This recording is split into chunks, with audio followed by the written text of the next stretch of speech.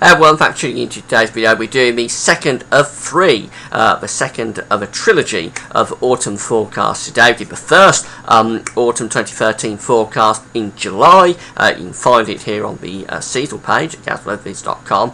And we're going to do the final autumn forecast in August. That will be the final and official autumn forecast. So today's autumn forecast is basically an update to take us from the first that we did in July to the final one, and the official one that we're going to do in August. We're using eight seasonal models for this video, so it can be quite a long video. It's a lot to discuss. Get a comfy chair, get a cup of tea and a couple of biscuits, because we're going to be around for some time, I think, doing this one.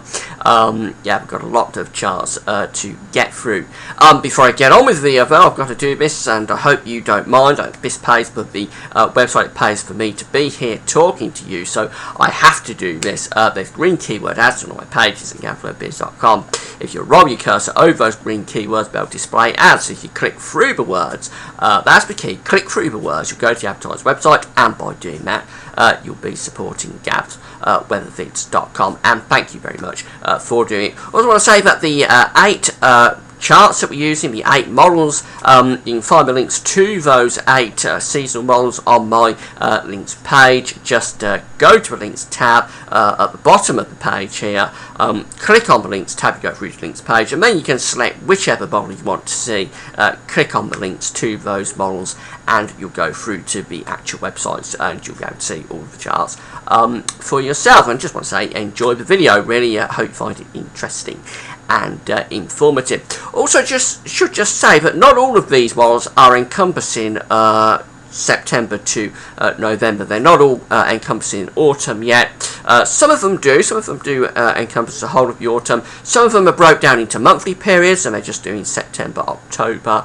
And some of them are doing anomalies from August to October, so not quite the whole of the autumn period.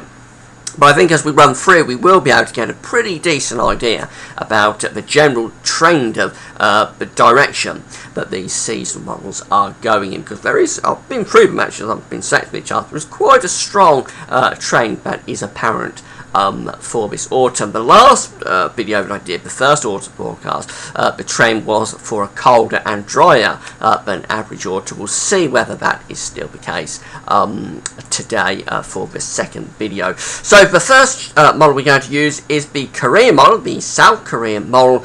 This is broken down into monthly periods, and we've just got 2 months to go out, September and October. We haven't got November yet. We'll get that next month. But for September, the Korean model is actually taking the jet stream in across the British Isles. These blue colours are indicating average sea level pressure for the month of September as an anomaly.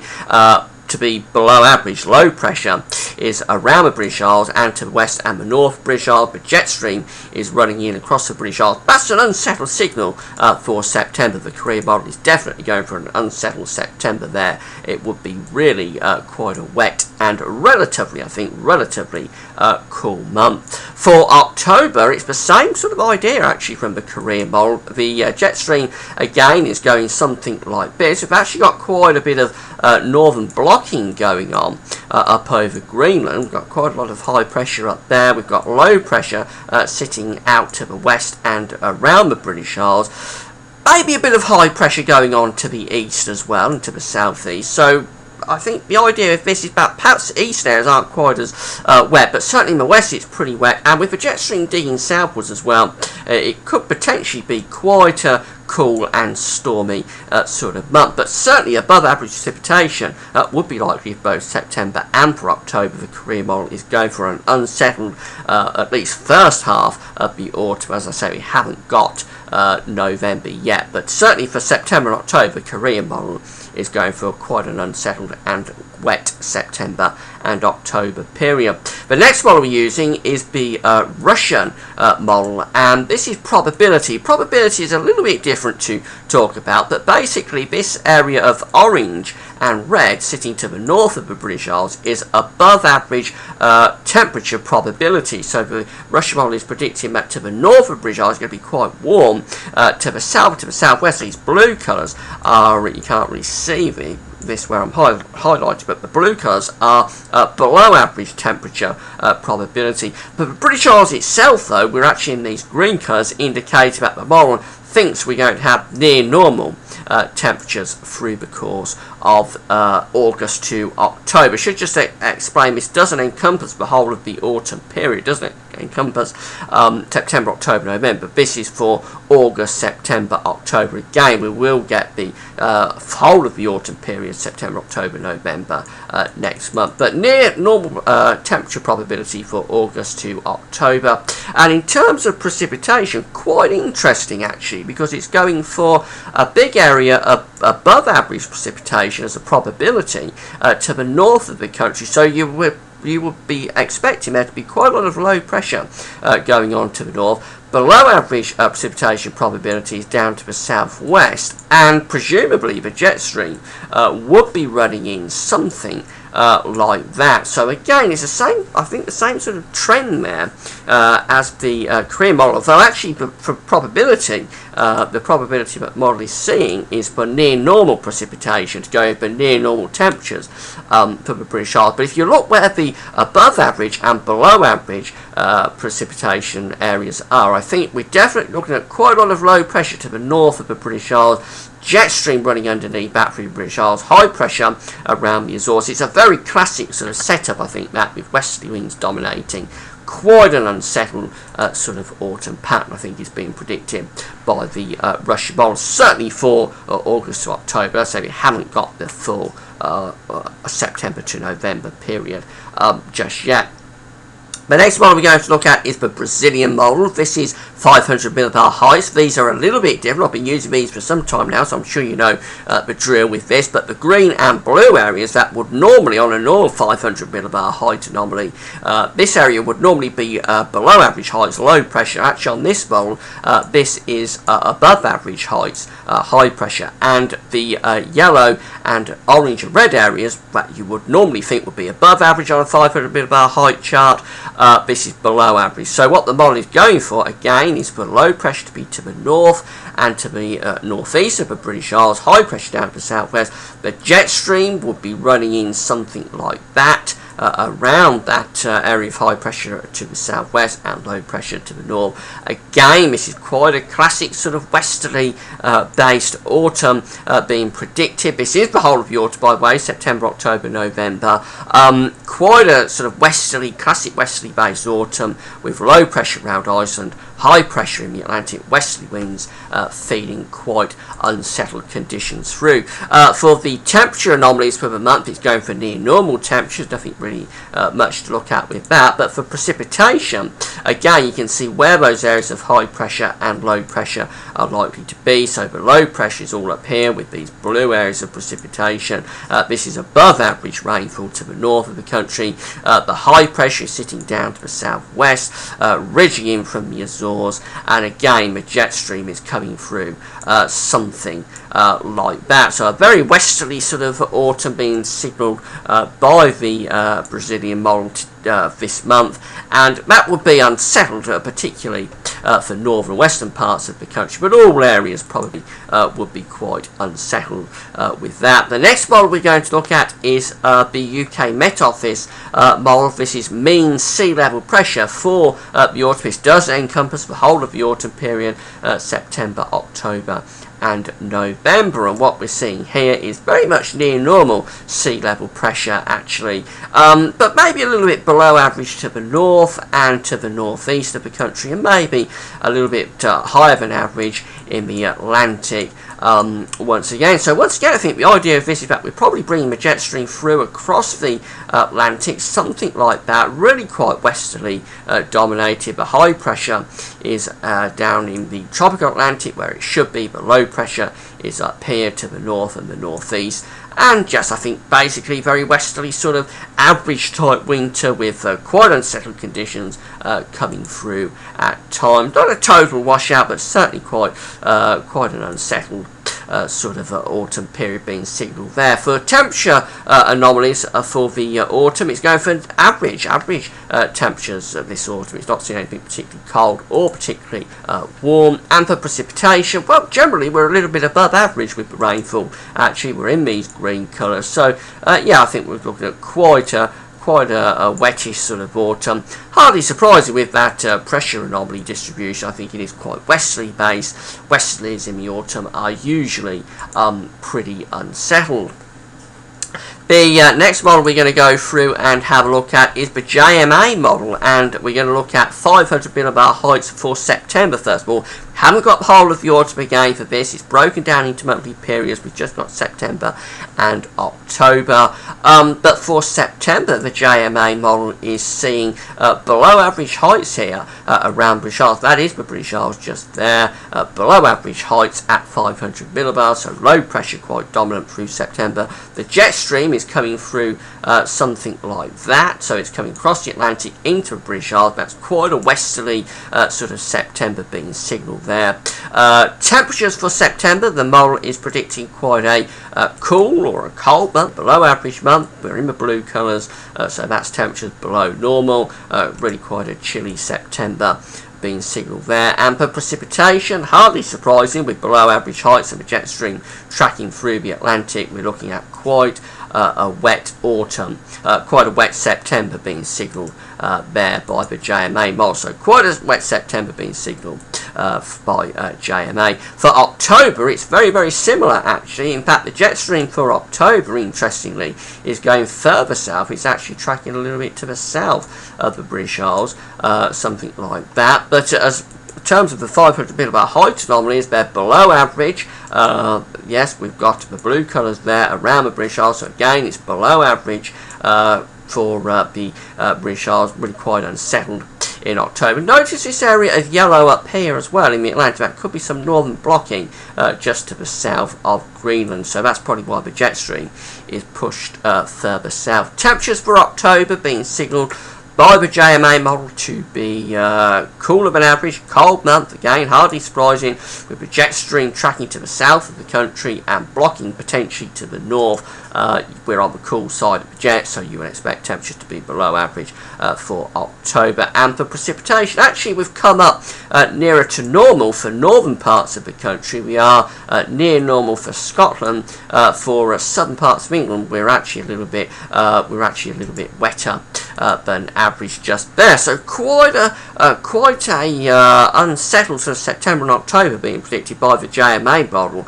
We're looking at the jet stream tracking further south than normal. It's wetter than average, and it's also much cooler than average as well. Quite a strong signal there from JMA. That's just for September and October. We haven't got November yet. CFS model for September, October, November. We're looking at an anomalous area of below average heights at 700 millibars just to the north of the British Isles. Excuse me. So again, this is the same sort of idea. There is a pattern emerging here, but we're seeing westerlies coming across the Atlantic more or less through the British Isles. The low pressure is sitting just to the north of the country around northern Scotland. Really quite unsettled westerly sort of autumn being signalled.